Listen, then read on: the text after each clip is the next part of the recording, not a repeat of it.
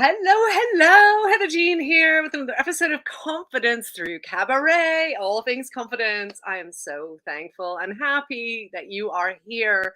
You are going to be so happy that you're here as well because this episode is going to be epic. I just can't wait for this. I don't even know where this conversation is going to go, but let me tell you what we have in store. We are talking about, you know, the what how trauma might be preventing you from feeling confident and meeting your goals. Now, we talk a lot in Confidence Through Cabaret about raising confidence in your personal life, your work life, and your stage life, whatever your stage is. And we talk about all the ways that you might build confidence.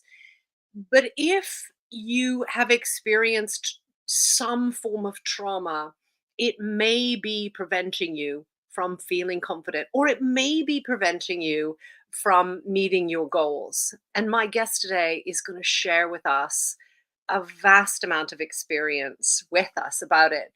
So, my guest today is Dr. Marsha Martin. Hello, Marsha. Hello. Thanks so much for having me. I'm so excited to be here. Oh, me too. I have so many thoughts about this conversation because I think sometimes we can end up with borderline toxic positivity about, confidence and, here's all the things you can do and here's all the ways you can look to make yourself feel better and here's the affirmations and the journaling. But actually sometimes the reality is we need deeper work, right? Well, and I think also you've got to allow yourself to say, ouch. If it hurts, don't brush it away.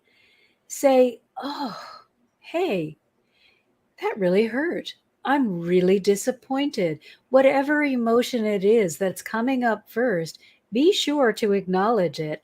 Otherwise, it just grows. You want to acknowledge it, you want to unpack it. Gosh, what does this mean for me? How does this affect me? How does this change what I had been hoping was going to come about? And then, as quickly as you can, now that you've acknowledged, hey, things didn't go the way that I wanted to, I'm going to have to chart a new course. As quickly as you can, you begin charting that new course, which then should say, and I'm completely confident that I am able to do this. I am excited and delighted about what's coming. I'm so grateful for this new opportunity. That's when you can bring in the positive side. But if it's always, I can't look at this bad thing is always going to be in the back of your mind, eating away at your confidence and telling you why you won't be successful this time. It will say things like, you couldn't do it last time, so what makes you think you can do it this time? What's wrong with you that you believe you somehow gained something when you failed last time? These are the voices that we want to quiet and to eliminate by giving them a voice and really examining it. But it's very important that we understand that just because you have the conversation going on in your head doesn't mean it's true. There are many reasons why something didn't work out the way it was planned. And really what we need to do is say, I'm going to give myself the opportunity to interact with things as they come, but allow the pinnacle to be for whatever is for my highest good. So you may say, I want $1 million, when what is for your highest good would be a salary that allows you to stay where you are and nurture your family. Okay, so you didn't get your $1 million, but you got this legacy. You got this thing that is going to honor your heart and bring you more joy than that $1 million ever could. So it's a little bit about being flexible and flowing with what is, but it's also about honoring yourself, all of yourself. That I have goosebumps. I'm very rarely speechless, Marcia. Well, there's something else that I want to make sure that everybody understands, and that's the definition of trauma. And I'm going to give you a different definition of trauma. Trauma is not something unexpected that happens out of the blue that is absolutely horrible. Trauma can be the slow drip, drip, drip of criticism. Trauma can be an unexpressed goal or desire. Trauma can be something small and insignificant to the world that means everything to you. So anything that causes you to feel less than can be considered a traumatic experience, and it should be addressed, cleared, and healed. Nothing is too small or too insignificant, and nothing is too large. Everything should be examined and released, and then new, higher, lighter, unconditionally loving and supporting energy should be put in its place. You got to fill the void. So we can't just take the trash out and then sit there with an empty space, because we know that that trash is going to slowly find its way back in. If I've been practicing collecting trash for 20 years and I finally say, oh, I hate this trash, it stinks, I'm going to take it out. And we take it out, and then we say, okay, all better. And we leave this big empty space. Well, what are you used to? You're used to interacting with the trash. So little by little, you're going to go back and you'll get old trash, you'll get new trash, you'll get the neighbor's trash, you'll get everybody's trash until you feel comfortable again. Okay. Oh, now that feels better. So you want to release the trauma. You want to fill that space with energy that aligns with your highest good, supports you, honors you, and uplifts you. And then you would be able to establish a new habit. But if you just have a blank space, we're creatures of habit. We're going to go back to whatever it was, even if it hurt. And that's why we see so many people getting out of abusive relationships only to get back into a new abusive relationship a short time later. It's not because they love abuse. It's because they didn't do the clearing and healing work while they were out of the relationship. You've just filled in a blank for me that I've had for quite a while now. I spoke with someone who did a lot of healing work in the body, and she asked us, this was a podcast episode, she was amazing, but she asked us to think about a time when we felt completely free in our body and didn't feel like, we had anxiety or trauma or all kind, whatever it was in our body. And I couldn't think of that time. I couldn't go back far enough in my memory. Oh, wow. Right? So there's that. But there's also the piece about what we ended up having to do a second part, because I was so adamant that I couldn't move on from this. If I clear that. But I'm going to stop you there, because and then I'll hear the second part of what you're saying, because what you said is so impactful that I think we need to address that. It is possible for you to carry unresolved situations from previous lives into this life. And so if you are in a situation where you feel like, I've just always felt this way, it is not because you're broken. It's not because you're not good enough. It's not because there is something so wrong with you that nothing can fix it. It is simply, this is something you chose to work on in this life, and you chose to make it present so you would be able to address it. So it doesn't matter when the origin point is, when you work energetically, you have access to all of the origin points across time, across all of your lifetimes. So all you need to do is ask to go to the origin point, and then you can clear it. Interesting. I hadn't actually thought of it in that way. That makes a lot of sense. It makes a huge amount of sense because energy is eternal, right? Yes. And there's no time. So, it's one big sea. Now, what I usually do, just to give people context, is say, okay, pick the first time that you remember so that you have a starting point. And we're going to bring that aspect of yourself here so that it receives the healing. And so it's going to spend time in the womb, the Mother, Father, God lap, that place of absolute acceptance, while we do the actual work of clearing. Because I just find it's easier when we have a point than when we're just trying to navigate the sea. Yeah, that makes a lot of sense.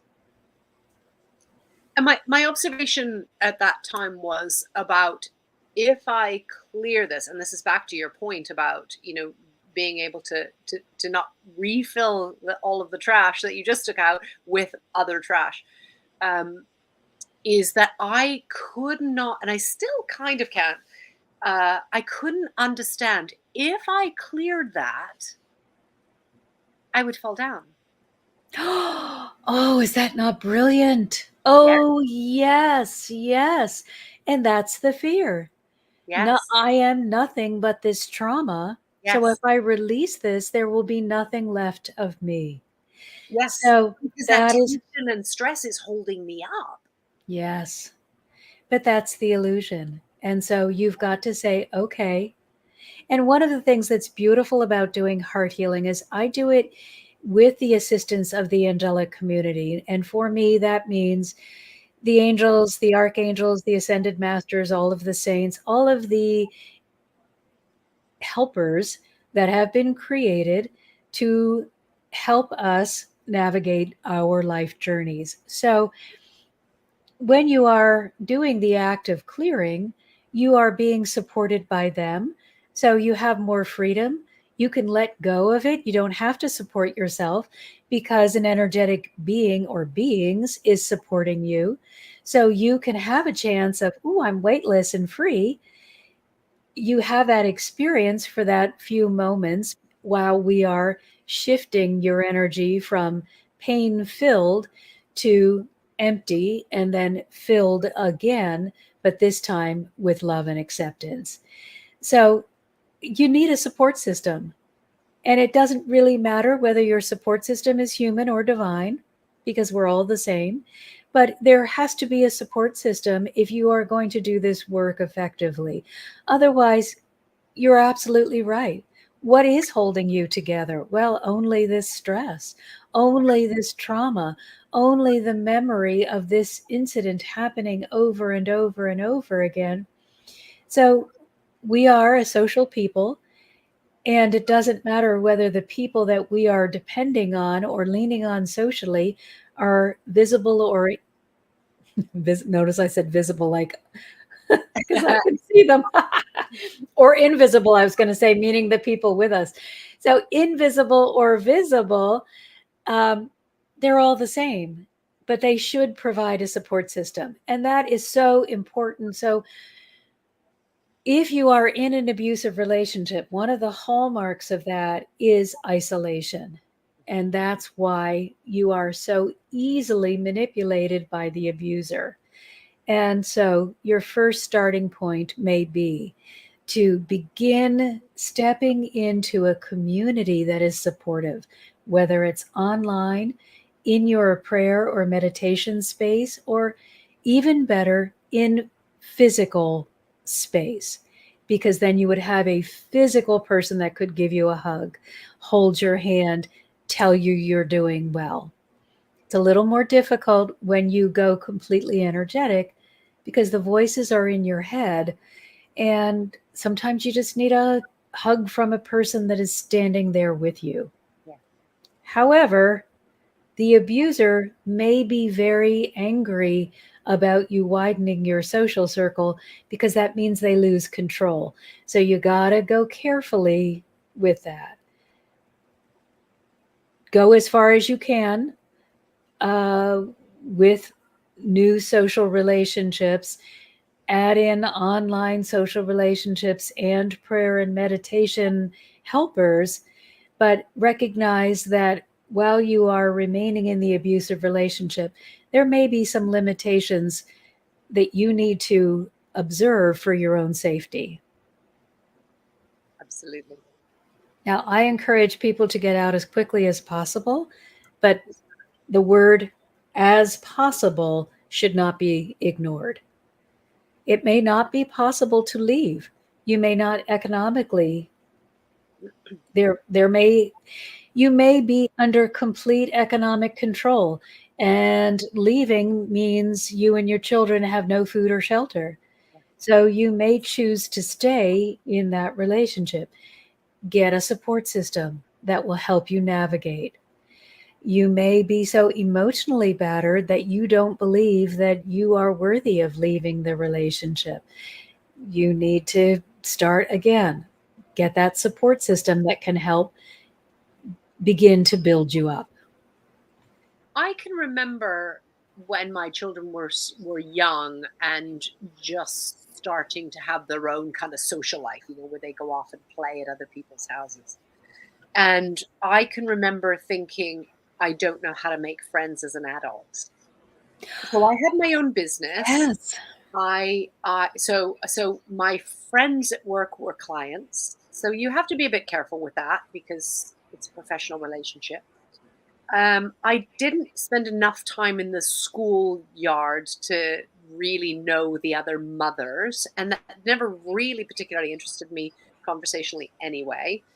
And I can remember thinking, I don't know how to start, when you're a child and you change schools, it takes 5 minutes, and then Yep. they've got friends.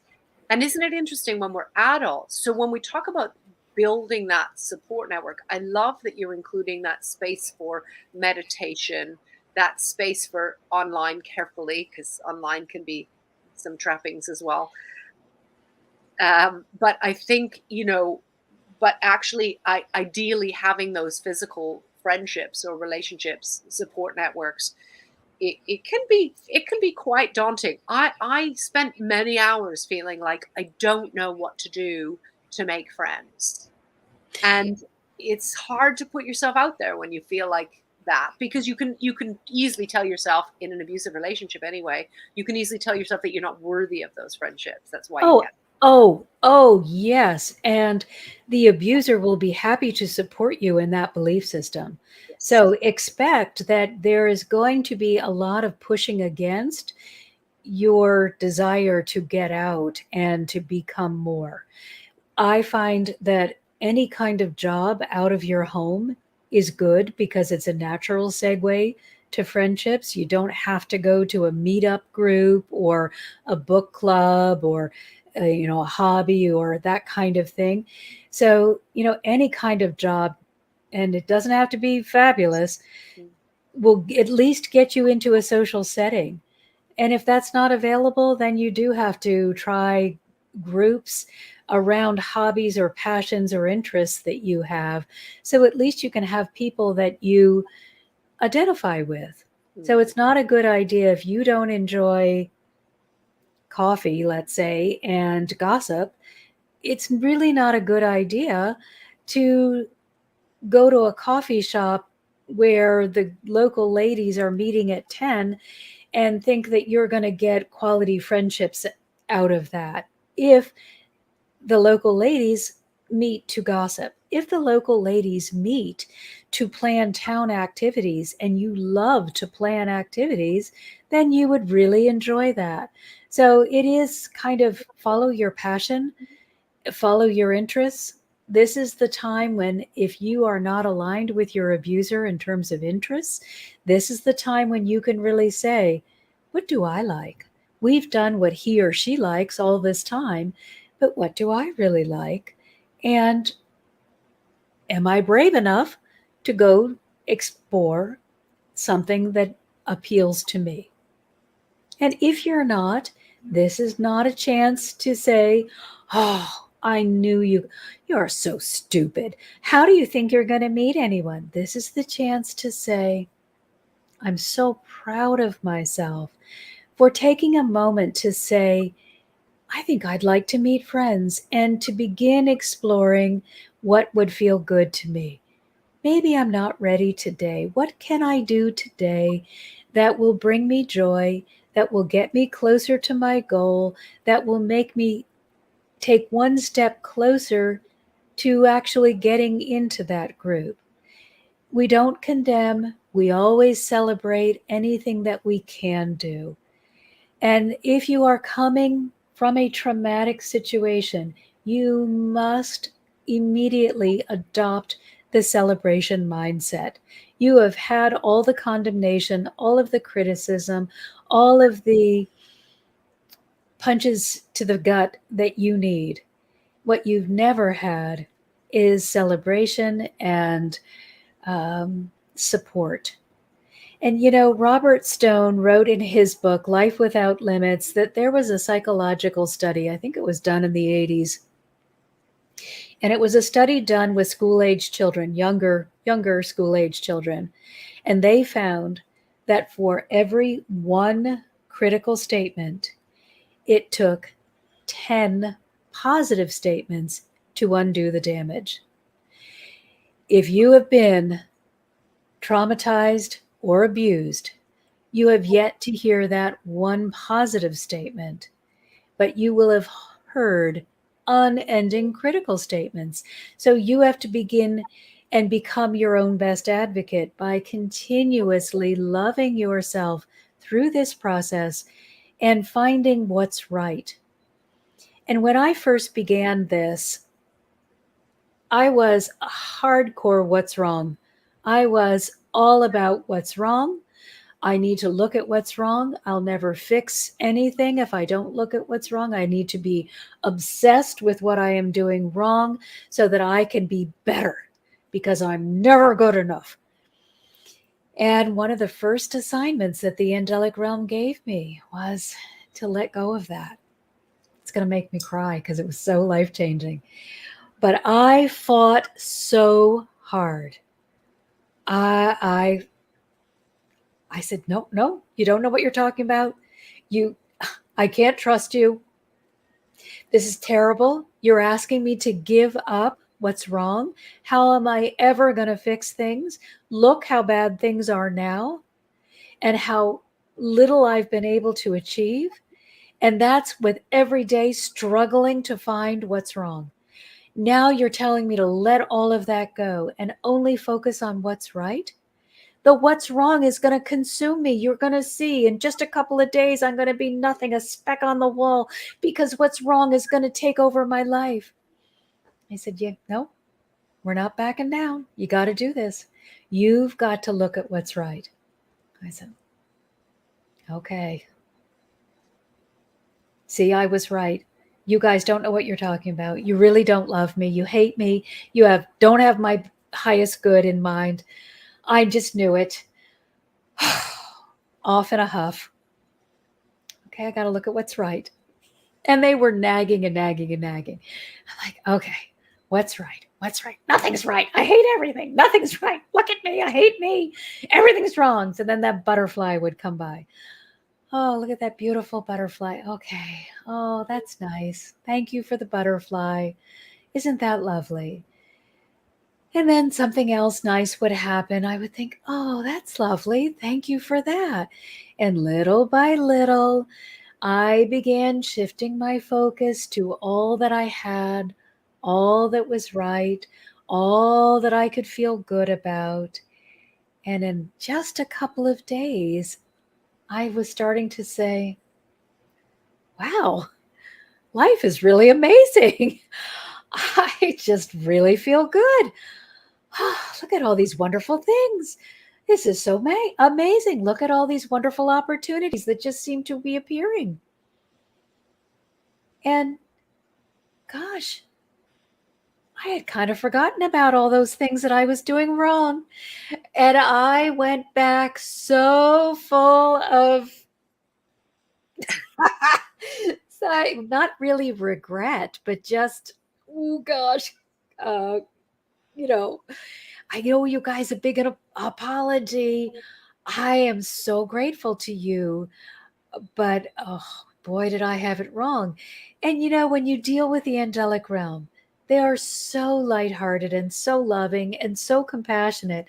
And they were just laughing. They just, we we knew you would have come back with egg on your face, but aren't you glad we made you change your whole perspective? And that is one of the first things that I share with people is, okay, here's your first assignment. Everything that has held you together until now, which is primarily your focus on how to improve, we're just going to put that over to the side. And I want you to really focus on everything that's great. Everything about you that's great, everything about your life that's great, everything about the world that's great. And most people say, that's a pretty short list. And that yet, after we work together for a while, their list has become a book. It started as a couple of lines and it suddenly has consumed their entire being. And that just changes everything. It changes you from being an attractor of more to feel bad about to being a welcomer of everything to feel great about. And the beautiful thing about energy is as you grow, as you become lighter, as you become more expanded, it can't just stay within your little physical container. It's energy and it's effervescent and it's always flowing. So, first you fill up and you start living this life that feels good. And then you keep attracting more feel good. And so it has to keep going somewhere. So you get it, and then your family gets it, then the neighborhood gets it, then your city gets it, then your state and your country, and then the whole world gets it. And, I never understood how tangible it was until I was at the grocery store and a friend of mine had said, I really could use a personal assistant. And I am hearing this conversation, not paying any real attention, but the girl is saying, who is the checker? I would love to be a personal assistant. I'm thinking, oh, ding, ding, ding. So she finishes with that person. And I say, did I hear that you say you would like a job as a personal assistant? Yes. I said, oh, fabulous. Give me your name. I have a friend who may be interested. I'll share your information with her and let's see where it goes. And she looked at me and she said, wow, thank you. And then she said, what do you do? Because I see you in here all the time and you're always so peaceful and happy and joyful. And it's just so refreshing when you come in the store. It was like, oh my gosh, angels, thank you. Tangible proof that the energetic vibration that we hold impacts not just ourselves, but everyone that we come in contact with. Now, I'm in that store, half an hour, once a week? And yet, even though we've never met, I have had an impact. And then another girl comes over and says, yes, I've noticed the same thing. I'm like, wow. I had no idea how impactful each one of us is. And when we agree to share love, to share joy, to share peace, it is instantly shared with everyone who is willing to receive. Mm-hmm. So I so encourage everyone and understand you as the generator of the emotion, whether it's bad that doom and gloom or love, joy, and peace, you as the originator are the first line of receiving. So while I was in my doom and gloom phase, I received a lot of doom and gloom interactions. Now that my life is filled with love, joy, and peace, I am constantly receiving wonderfully uplifting interactions. And I was talking with one of the groups that I counsel, and I said, and one of the people is no longer living here in California with me, but used to. And I said, those California loves its tickets. I mean, we are in love with parking tickets. We have a law about every 5 minutes about parking. And it's a joke is that you can't live here without getting a parking ticket at least once. They have signs that are impossible to decipher. It's just a business. And one time we did look up how much the city of West Hollywood, where I live, makes $5 million a year on parking violations. But, Wow. but I said, I used to think the parking people were just out to get us. But I had the loveliest interaction with a parking person. And one of the group members said, yeah, only you. I've never had a nice interaction. I said, no, it was the loveliest thing. This guy says, I happen to be parked in a safe zone on street cleaning day, but I needed to move the car anyway, even though you never move your car during street cleaning because unless you're going to be gone for the entirety of the time, because it's impossible to park. Yeah. So, but I had an appointment, so I was leaving, and I see the parking person standing by this guy's car, but not issuing a ticket. I'm thinking, well, that's weird because usually, whoa, they are so excited to get that ticket out and get to the next violator. So he sees me coming and he said, oh, are you leaving? I said, yes. And he said, well, I'm just standing here waiting for this gentleman who forgot his keys to come back so he can move his car. And I'm wondering if he can have your space. I said, of course he can. And would you like me to stay in the space until he comes back so that nobody takes it in the meantime, because it's high value to these safe spaces during street cleaning? And he said, oh, that would be just so lovely. We're not about the tickets. We're really just about compliance. And I thought, only you, but how nice that I would get the one person that is interested in making everyone's life easier. Yeah. And because you're putting that positive energy out there. Yes, it's flowing through me. My life is great. My interactions are wonderful, but I can't contain it. I have all that I need, but yet I still have access to an unlimited amount. So it has to go somewhere. Where is it going to go? Out into my community. Mm-hmm. And that just means that my interactions are always, or the majority of the time, going to be positive. Now, I want to come back to what you talked about in relation to trauma and the need to address it, to clear it, and to heal. Because I have lived most of my adult life with a real energy like yours, very positive, absolutely gushing out, while at the same time not clearing that stuff. So I would shove everything down a very deep well, and never addressing it. So I went from one abusive marriage to another, and in a fairly short space of time. Well, it took a while to get out of that. It took me 7 years to get out of my abusive marriage. And that's pretty quick. And yeah, so we were married for 4 years, and then it took me 7 years to get a divorce. And so when I say it's quick, quickly into another relationship, it was pretty much straight into another relationship when it was possible.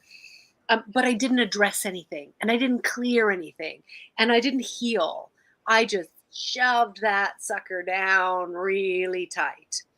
And then into another abusive relationship, raising children, a lot of things happening, but a lot of really wonderful things happening as well. I had a very successful business. I was traveling. I met some amazing people, but shoving all the other stuff down. And I know now why I did it, because if I was to tell somebody else, let's say I was to tell you what I needed to clear and address, it has to come through me, right? Which means I have to acknowledge it in order to share it with you. And I didn't want to acknowledge it. So I did not acknowledge it. And so I had all of that positive energy, and I was, you know, I was exploding with positive energy. All the while there was this rot at the bottom of the well. It's like a compost pile. All the rot at the bottom is not the same as the fresh grass you just put on it. And so I for me, the whole thing exploded when my late husband died in 2019, which then went on to 2020 and COVID, and we all know what happened there. And so as an extrovert, that is purgatory, to be locked in a house without other people, because that's where I draw my energy. But that is when I was forced, and I do believe that we will all be forced. That was when I was forced to address it. And yes, because it is as though, well, if we look at, and I use Jesus not as a religious figure, but as an historical figure who has a lot of documentation and brilliant wisdom. Mm-hmm. So Jesus said, you need to build your house on rock, on a strong foundation, because if you build it on shifting sands, eventually it's going to all crumble down. And that's what happened for you, is that you have that incredible strength, and you just said, well, it's okay. I don't have to pay attention to this cancer that's here eating away at my soul, because I can choose to be my optimal self of strength and positive energy and beautiful extroversion, and just ignore all of that. But there will always come a day of reckoning. There will always. And Marsha, I literally had cancer. Yeah, I'm not surprised. We have to understand that there is no divorcing ourselves from the energetic. So yes, we live in physical bodies, and yes, we need to care for the physical bodies with other physical products, but we must remember that everything that we are consuming or interacting with is made up of energy, and you, as the creator of whatever emotion it is, are going to be exposed to that emotion. So let's think of emotions as radiation. If they are negative, all negative emotions emit this radioactive energy that is poisoning you from the inside out. It is interesting when people tell me, well, I'm jealous, or I'm vengeful, or I deserve to feel this way. That may be true, but you are generating this toxic poison, hoping that at some point in the future it will affect the other person. Meanwhile, it has already affected and destroyed you. So the choice is, do I want to keep engaging with toxic poison, hoping that at some point it's going to negatively affect the other person? Or do I just want to look at it, lovingly release it, own it, receive the lesson? And here's the thing that I learned, is that nothing comes arbitrarily. It always has a message for you. It always has something to share. It always has a benefit. So we start looking at, oh, if I have to unpack my trauma, I'm going to have to relive all of that. But that is not what we're doing in heart healing. We are examining it for clues. What does it want to tell you? Why was it created? It's always created for protection. But the protection may be created out of confusion. So you may be protecting the energy of anger because you feel like that is necessary. And so once you understand, oh, okay, this thing isn't against me, it was created for my protection, but I misunderstood what I needed to be protected from. So I ended up protecting the anger that is really hurting me. And now that I see that I don't need it and it has no benefit, I can lovingly release it and identify with those things that do. So when you allow yourself to interact with and generate emotions of love, you are interacting with healing energy. So you're replacing the poison with this constant stream of renewal and restoration. And you just start feeling better and better and better, mentally, emotionally, physically, spiritually. All of you feels better. All of you becomes more powerful. And you're not going to be subject to those diseases or the same aging possibilities that others may be addressing that are still holding on to those lower emotional states. Yeah, I love that. And I think a lot of times we, particularly when we're in a difficult situation, we can't see that as a bigger picture. I can see that now in hindsight.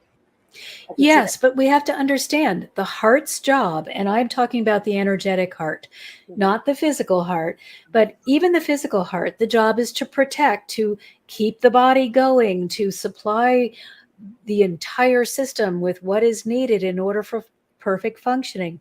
The energetic heart's job is to protect you from things that feel bad, but it can get confused. So it says, when you experience something that doesn't feel good, oh, I'm going to remember that. Let me remember that. We don't want to experience that again. So I'm going to create a little memory and I'll put it over here. I'm going to store it here in the subconscious so that every time that you come up against that, you're going to know we don't like that. So run away, freeze, get angry, do something that's going to protect you. Well, that sounds good, except when you are storing things that you don't have control over because perhaps you're trying to control another person, or you don't have enough knowledge because your information base is incorrect. And so you have limitations based on cultural or family expectations. So you started assigning all of these things to you that are not accurate and are not helping you grow and expand. And you create a big fear base of limitation, and you begin operating from the fear instead of the truth. And so what we're doing is just replacing the fear with truth. And there is only one truth for all people, no matter where you are, who you are, what you have chosen to be, or any other kind of distinguishing characteristic. And that truth is that we are always safe and loved. It doesn't mean the physical body will go on forever. It is not. We are not immortal in this form. Our energetic spiritual being will go on forever, and you will always be loved. And that was hard for me to accept too. I grew up in the era of Hitler being the most abominable being on the planet. You know, now we've added quite a few more, but for me to believe that God loved Hitler and all of those other people as much as God may love Mother Teresa was just, that can't be, but it is. Hitler has chosen, and Osama bin Laden and all of the terrorists and the people that are so confused and do violent acts, they have chosen to limit their connection to the divine. But because the divine cannot and will not change, and they have already decided what they are going to be, they are only unconditional love and acceptance. We cannot change them, and they will not change. So that means no matter how low you chose to be, you are still loved and accepted the same way as a saint or a revered being would be. So that's hard to accept if you've been abused. yes, if you've been violated, you don't want to know that your abuser is loved equally. However, the only way back for any abuser is through love. No punishment is going to bring them to a higher place. And the only way back for the abused is through love. No amount of criticism or further abuse is going to help you feel good about you. So there's only one path, and there's only one truth, and that truth is we are all safe and loved. That's hard to accept. Oh, and yet I love that at the same time. It's a mind blower. It's a conundrum. How can this be? How can you love these evil beings? Well, they don't see that part. They don't see the deranged, despicable part. They see the eternal essence, and they see it as pure and true and good.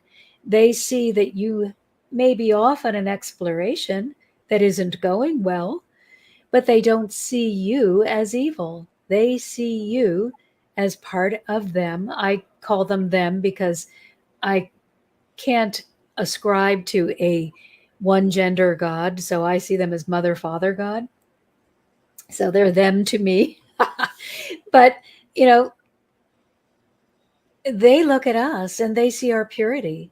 They see our perfection. They see our beauty. They don't see that we have really gotten it wrong there for a little while and decided that killing everyone that doesn't look like us is a good idea. They don't see that. They see only, oh, you're off on an exploration.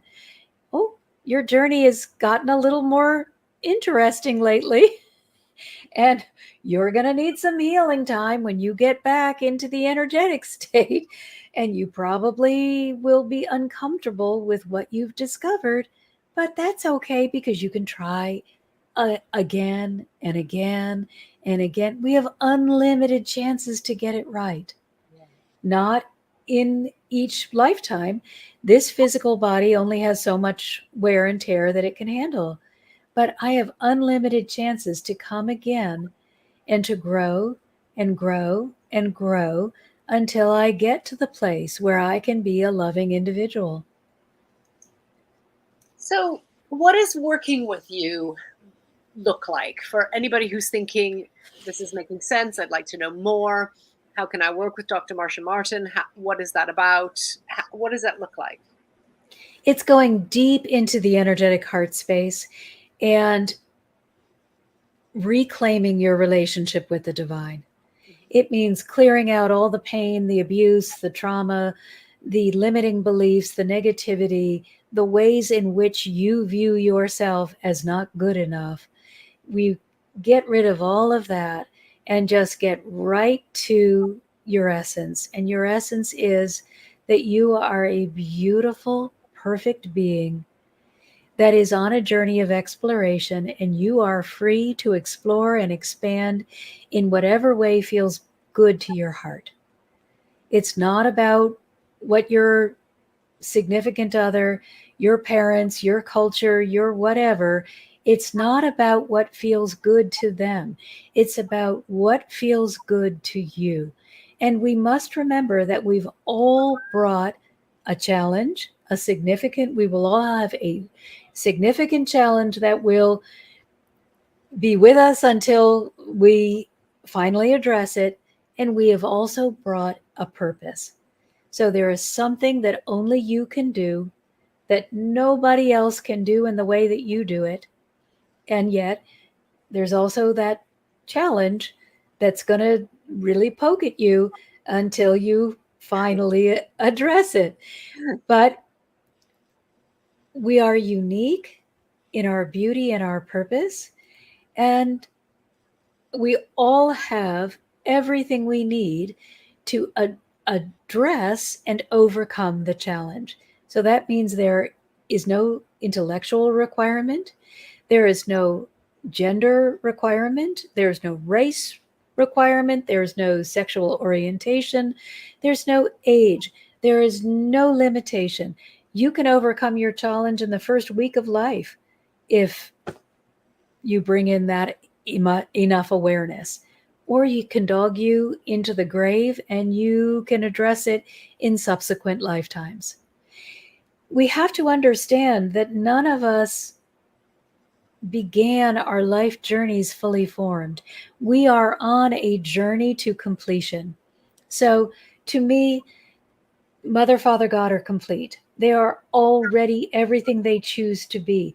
And the rest of us are looking to be in that complete state, to join them in that state of completion. So they see us as perfect because they know that we are perfect and we have everything that we need for whatever moment we're occupying. Even in the moments that don't feel good, we still have everything we need. We get dissatisfied because we want to expand and to explore and to grow. And that's great. They think that our dissatisfaction is also perfect because it encourages us to go to the next moment and be more than we were in the previous moment. Now, that also means that you're not perfect for yesterday and you're not perfect for tomorrow. You can only be perfect for this moment, because this is the only place in which you can make a difference. So they ask us to occupy this moment and embrace the perfection, even as we are preparing to expand into the next moment, which will bring with it greater awareness, or in some cases, greater frustration. Because if you're not addressing what you are supposed to be addressing, the frustration is going to mount until you do. But we all have a point of implosion at some point, or we go on and on and on and we ignore, and then usually get some sort of stress-induced illness if we are refusing to ignore it. Refusing to address it, and we may die before this container may die before we address it. It's just carried on to the next lifetime. If you feel that you're incomplete, then you would just bring it into the next journey and have an opportunity to address it then. And even then, you may not address it. But what you are gaining is more tools. You're expanding. You're getting to the point where you'll finally be able to address this issue and do it confidently and do it competently. So you'll have acquired all of the knowledge and all of the skills that you need in order to really get to it. But you're not being punished all of the times that you're carrying it forward. You're just gaining more information. It's like, do we punish kindergarten children for not being able to do calculus? No. So God's not going to punish you when you're in an early learning experience for not knowing what a sage may know. Yeah. However, and this is something that I'm experiencing now, the more that you expand, the more that is expected. So you don't get to play kindergarten. Oh, I know. Come on. It was kind of like a, darn it. But Jesus told us, study the life of Jesus and you will see an absolute perfect roadmap. Nothing has been hidden. Everything was put out there just as it is. Don't get into the whole Christian part of it. Leave that alone. Just study the life of Jesus and the words of the Christ. Yeah. And he said, to much that has been given, to those I forget how he said it, but when much has been given, much is expected. And I was like, oh, that's not fair. That's not fair. Well, it's the Well, same in school, though, right? You're not expected by the time you're 18 to be doing the same stuff that the kindergartners are doing, right? exactly. And for them not to expect me to apply all of the knowledge that they've given me is absolutely absurd. So yes, But I when want to. but when I am doing something that I know better, they no longer say, "Oh, honey, that's okay." Now they say, "Really? Are you crazy? What's up with you? You know better." And immediately I get the consequence of whatever that behavior is, as I do know better. It is not serving my highest good. It would actually help me go backward if I were to continue engaging in that behavior. So I need to, and I have in place what I call angel alarms. And when I am going off that path down that dark alley that I don't want to go, they immediately say, "Hey, are you sure you want to go there? Say that, do that, participate with that. Do you realize what that's going to bring to you?" And I am so appreciative of that warning, because I can get on that escalator to nowhere just like everyone else.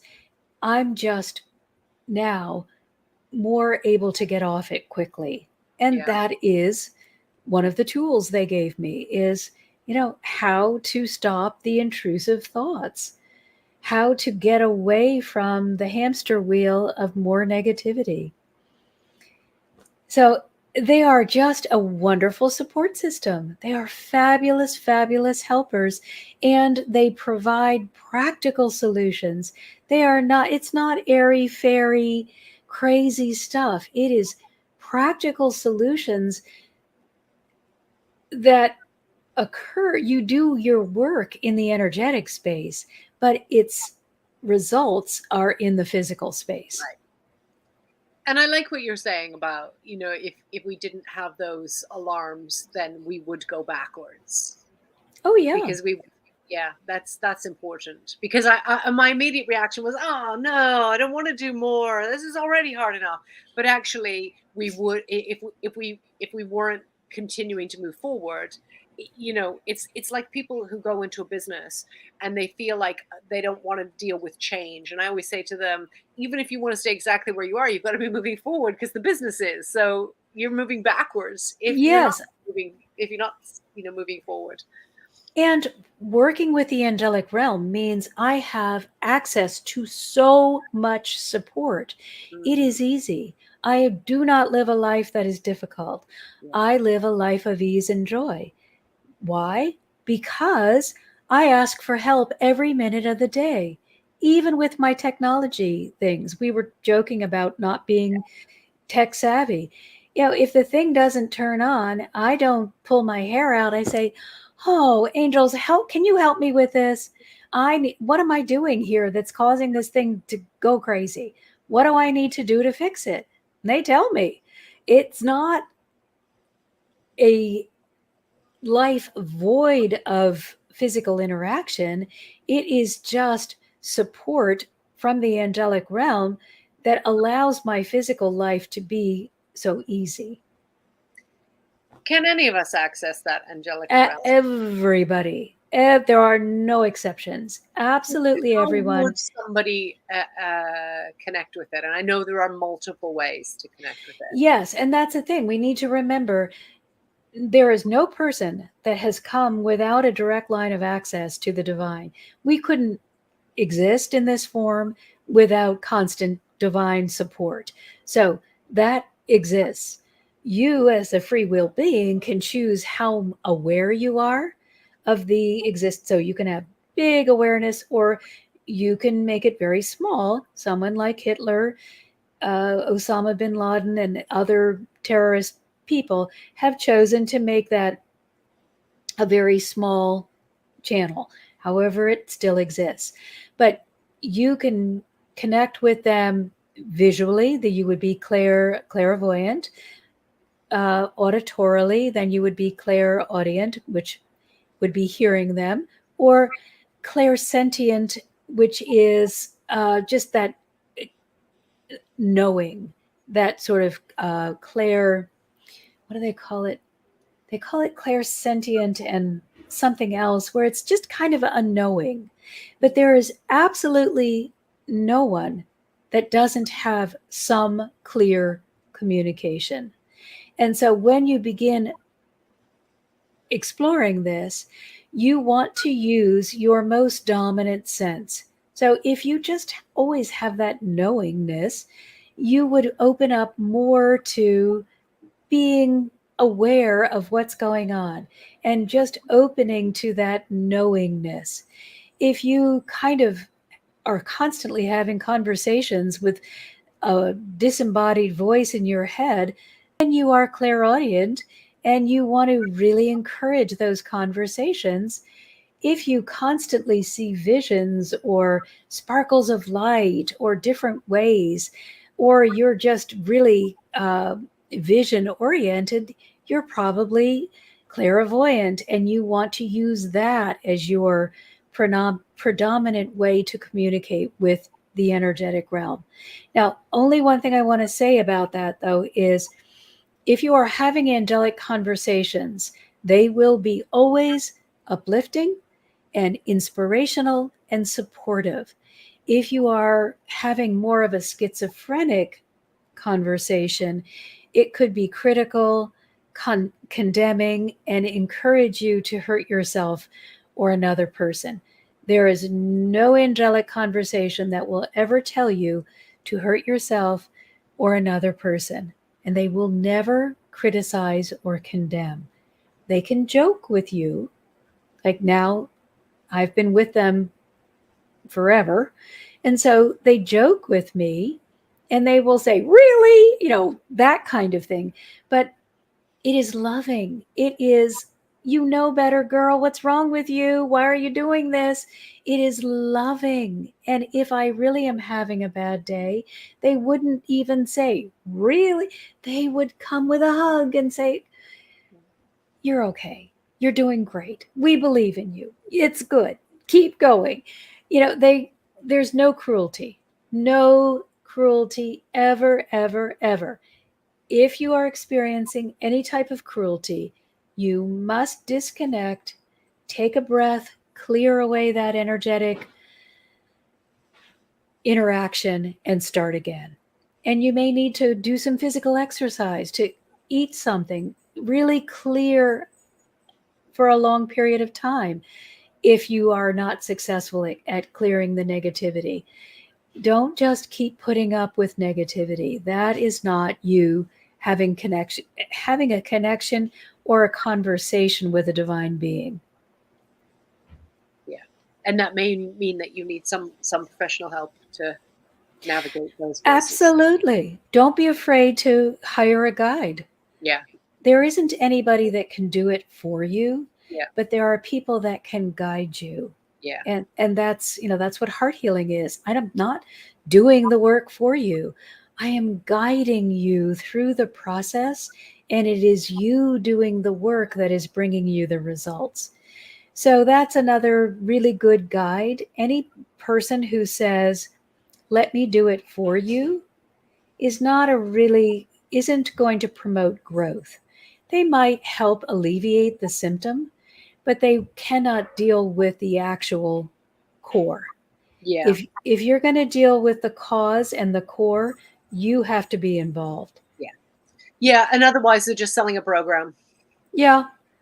And there's nothing wrong with that. If that's a great beginning. I was sold a lot of programs and I used them all to create a personal relationship. But now I teach personal relationship because I know that's where the growth, the change, and the meat really is. I know that the transformation is in the personal relationship and nowhere else. And that's what I want you to have, because I want you to be empowered to transform your life and then step into freedom. Otherwise, you're not I didn't do a very good job. Yeah. I didn't guide you very well. If you're still stuck in the darkness, then I've been a terrible guide, and I'm going to own that. Yeah. I want to guide you through something now.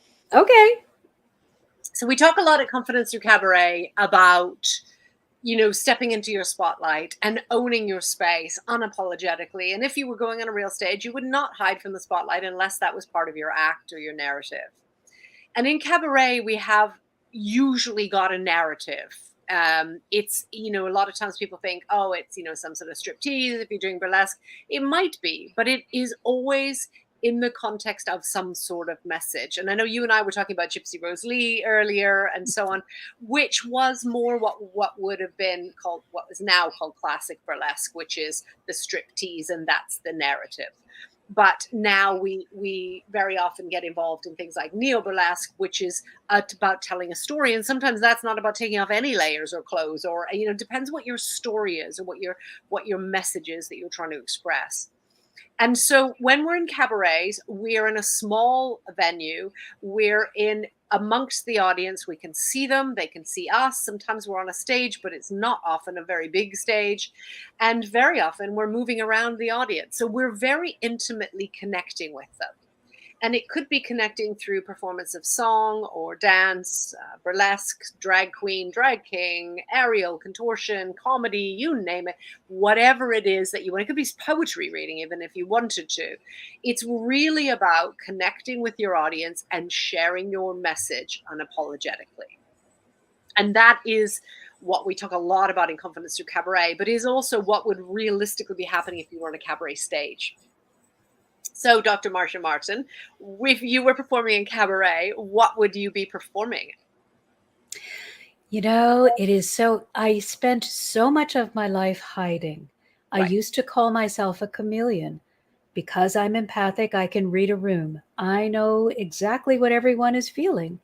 And because I had no guide, I thought I was the cause of all of those feelings, whether they were good or bad.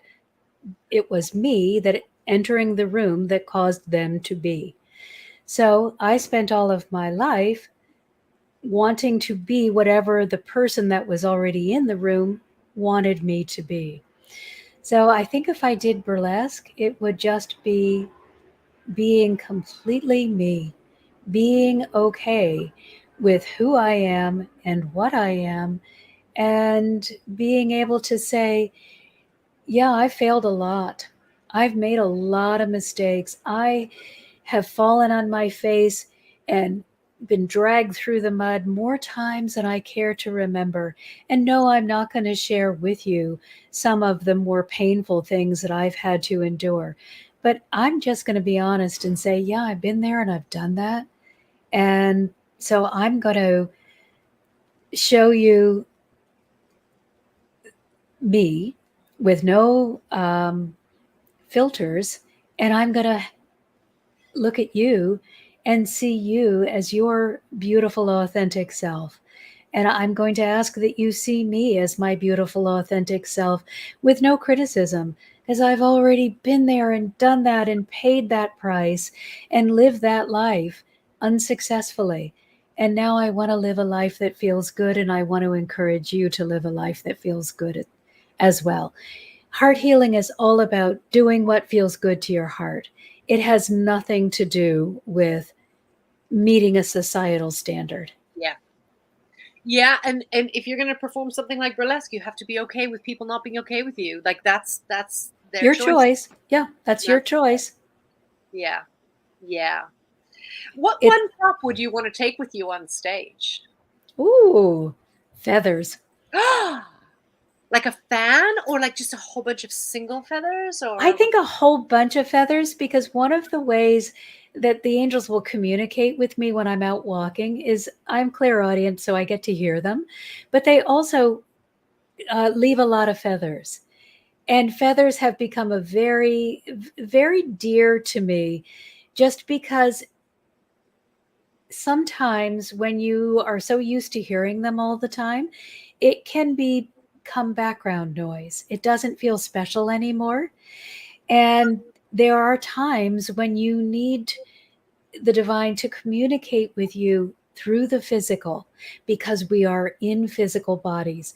So there is one time, oh gosh, I got myself in a terrible funk. I started listening to the news, which is very bad, and I got overwhelmed. I just got taken down by, I don't know if it was school shootings or what it was, but I just went down. And this went on for a couple of days. And I was out walking one morning, and it felt like walking with lead shoes through a sea. And I said, uh-oh, I'm really in trouble. First of all, I can't counsel from this place because I have nothing to give. And I can't live in this place. I'm really in trouble. And I remember just doing the only thing that I could do at that point, and looking up and saying, God, I need help. I am really hurting. I really need help.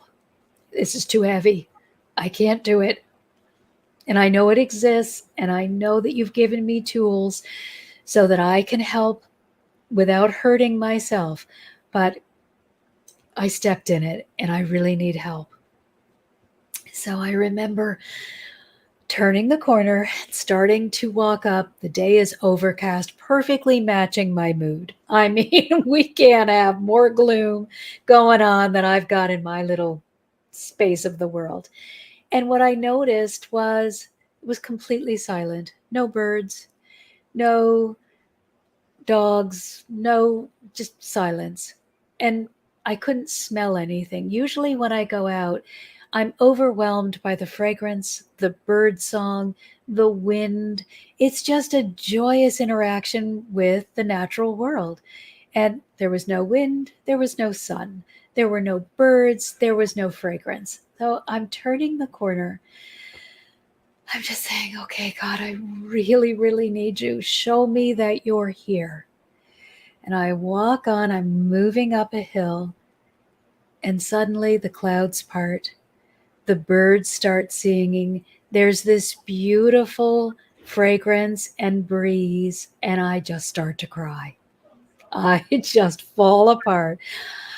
Just say, well, thank you, thank you, thank you for loving me so much that you would change the natural order of things for me to know that I am loved.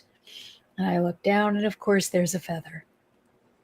So I would bring feathers because they are my reminder, and the bird song and interactions with birds and all of the things naturally occurring are just my reminder of how beautifully orchestrated this world is and how much we are loved. And I will often say to people that are having difficulty feeling significant to go out and find the most worthless organism they can find, the smallest bug, whatever it is, and really examine that bug.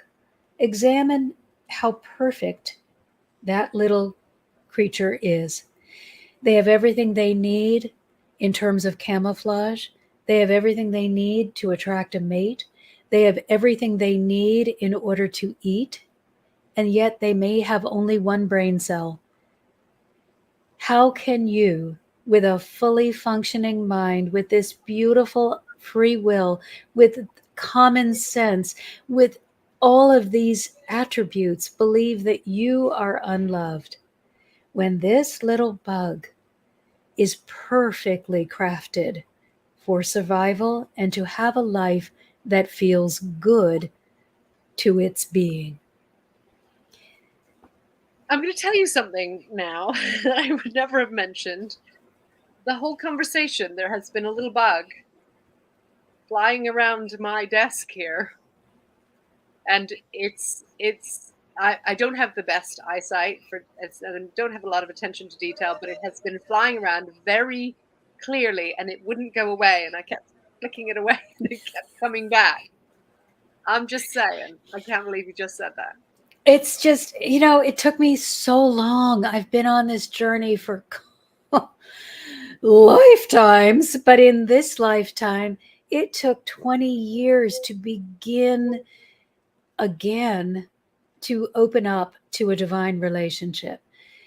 And it's been another 20 years since I reopened up to get to this place where I'm able to recognize the perfection of the plan. So I'm always asking the angels to show me the simplest way so that I can share the simple.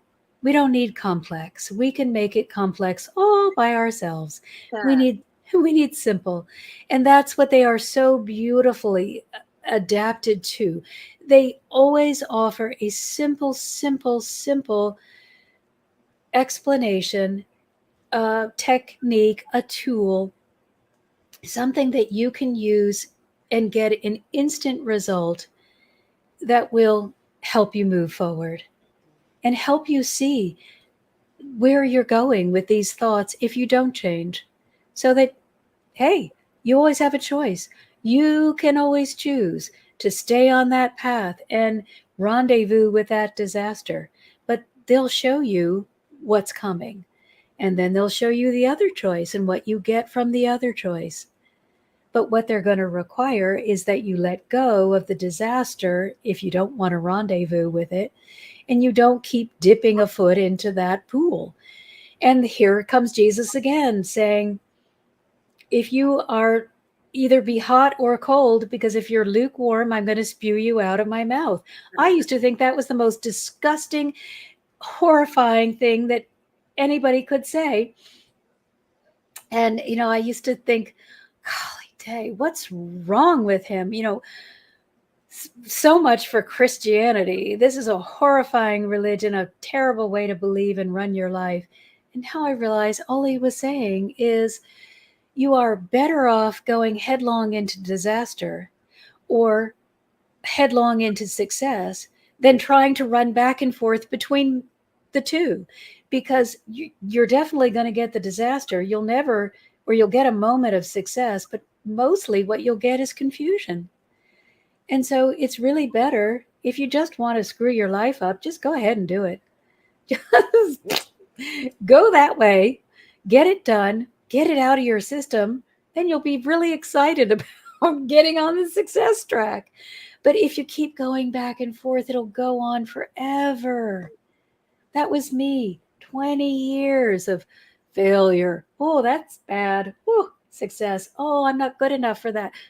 Confusion. Back to failure. Oh, terrible. Terrible. Waste of energy, hard way to learn your lessons, and gosh, just a tough life. Yeah. Okay, so Marcia, you're about to go into a burlesque performance in this beautiful, loving audience. You have your feathers at the ready, and the compere is about to bring you out onto stage, and they say, please welcome to the stage. What would your stage name be?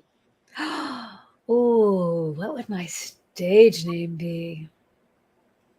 Let's be love and kindness, so that every feather that I give out will be imbued with love and kindness. Oh. So that as I expose more and more of myself, then they are being welcomed in to more and more love and kindness. And that's really, I just sort of collect people, and I tell them when we work together, the beginning is the womb. You need time in the womb where I am doing most of the work. By the end, you will be leading and I will just be assisting. But in the beginning, you need time in the womb. You have been hurt. You have been through a terrible experience, but it ends here in the womb. This is the time to be reborn. I love this. Thank you so much. Marcia, where can people find you? Oh, visit my website. I'm so excited. We are adding a nonprofit arm. So that website hasn't been created yet, but everything is still at mmhearthealer.com. And there will be a link from there onto our nonprofit website. Because a wonderful thing happened out of COVID, which is it is very expensive, and I'm delighted to offer one-on-one, but you have to pay for my time, and that is comes with quite a big price tag. Mhm. And so during COVID, I started offering group sessions, which are much more affordable. But then post-COVID, it came to my awareness that a lot of people could not even afford to be part of a group because they had either lost their income, or with prices rising the way they are just able to keep their heads above water. So that now we are adding on a foundation so that you can come on a scholarship program, and it won't cost you anything to get this counseling, but we see value in all people. Therefore, we're going to ask you to give something back.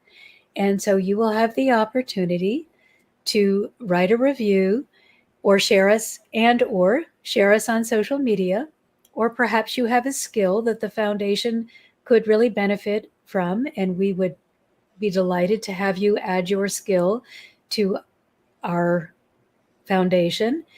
Or once you are feeling empowered, transformed, and free to live the life of your choice, you may become financially abundant, and then you have the option to pay back the cost of counseling. So you can do one or all three, or as many of them as you want to, but it will not cost you to get anything to get the help that you need as soon as we are funded. So I'm so excited. And it came about from a conversation because someone said to me, well, why don't you just attract people that can pay you? And it felt like somebody had taken an ice pick to my heart. And I said, because I don't want to. Because I've been the person that couldn't afford help. And I was lucky enough to be able to receive the guidance in order to get myself out of this situation. But I don't want to make this service available only to people that can pay me. I want to make it available to all. I love that. I will put all of your contacts into the show notes. So if you are watching this on YouTube, then you should know that you can also find this on audio form anywhere you get your podcast. Search Confidence Through Cabaret. And if you're listening to this on podcast, you can check this out on the Vodcast playlist on YouTube, Confidence Through Cabaret channel. Please like and subscribe. Lovely. Get in touch with Marsha. Dr. Marsha Martin. I will have all of her contacts in the show notes. And if for any reason you ever can't find us, then you can contact me, Heather Jean, and I will put you in touch with Marsha, and you'll be able to find out more, or work together, or contribute any way that you can. Marsha, thank you so much for being my guest. It is such a pleasure. It has been such a wonderful experience. And it's the perfect, Mother God said to me years ago when we were first stepping into the Aquarian age, we are moving away from the competitive mind into the cooperative spirit. And it has been such a pleasure to be here with you and to collaborate and to be part of that cooperative energy. Yeah, I love that. That is the whole purpose with Confidence Through Cabaret, is to collaborate, to help you, the listener or participant, to find your voice and raise your confidence, and find the people that you want to work with that will help you do that. Yes. So appreciate you being here. You will find Confidence Through Cabaret on all of the social media as Confidence Through Cabaret, except for Twitter. We are at YBYWYS. And on Clubhouse, I am at Heather YBYWYS. And those 6 beautiful letters stand for It Is Your Body. And it is your world. And it is Oh, yours. fabulous. Stage. Take up space and own it. Thank you so much, Marsha Martin. Thank you all for being here. I will see you next time. Thank you. Thank you, Heather. You are magnificent. Thank you so much. Bye for now.